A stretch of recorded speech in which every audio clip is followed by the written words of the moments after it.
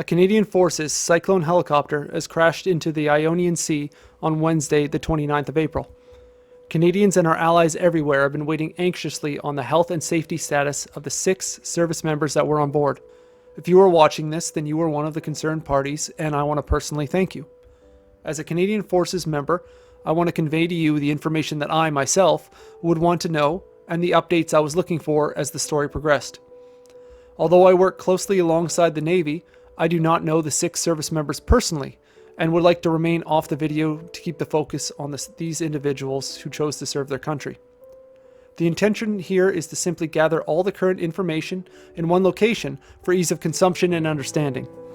At this time, there is an update and the search priorities have changed, so let's begin.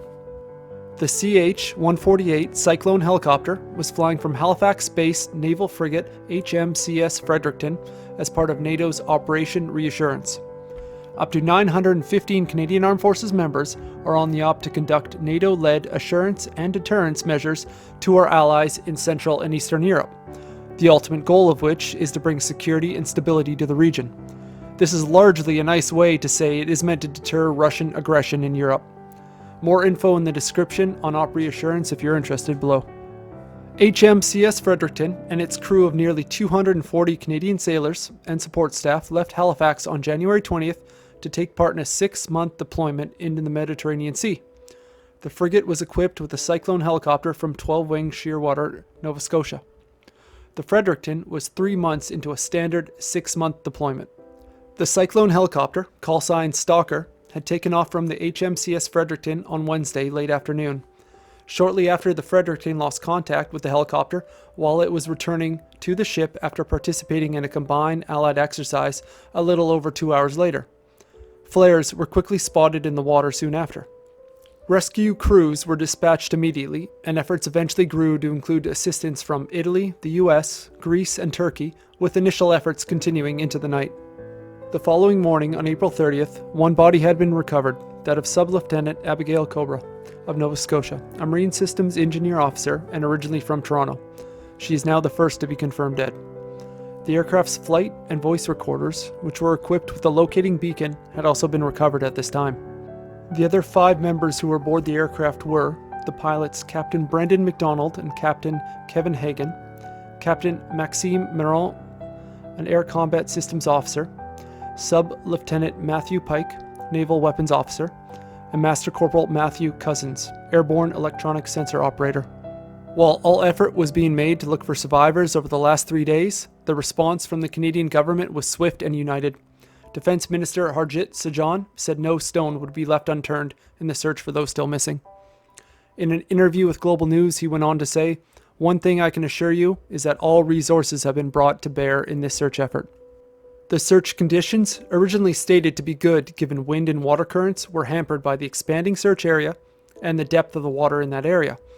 The ability to locate and track debris patterns were complicated by the depth of the Ionian Sea, which can reach as deep as 3,000 meters in some locations. Few nations possess that kind of deep diving capability, and Defense Minister Sajjan said he's been talking to NATO Secretary General and allies about the technological options available.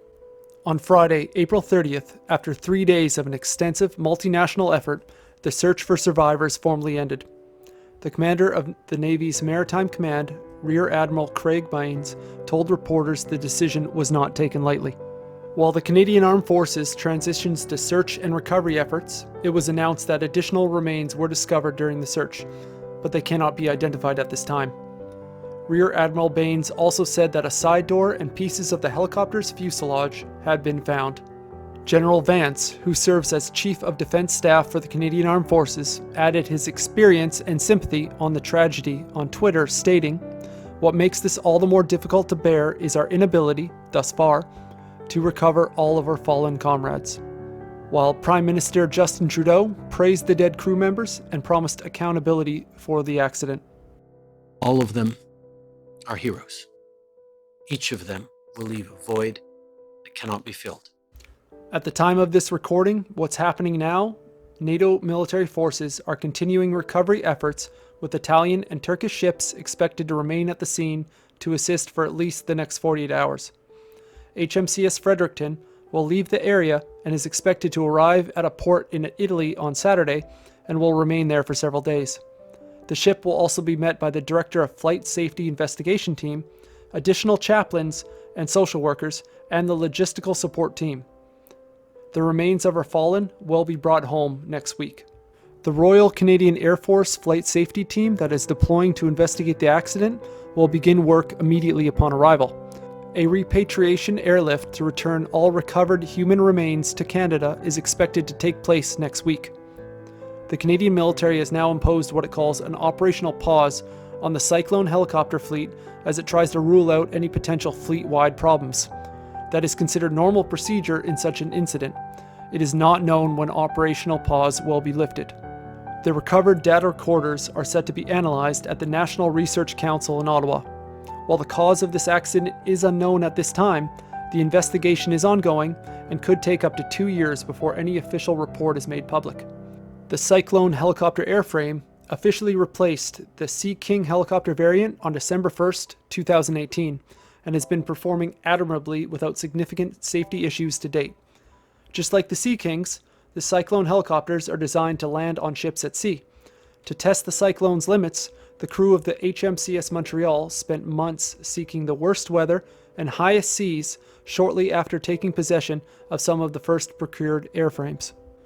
All we can do now is wait and hope that answers come to us soon. The loss of any military member is felt significantly with a heavy heart. The Canadian Armed Forces is a relatively small force, and it isn't uncommon to be close or have worked closely with our brothers and sisters across the country.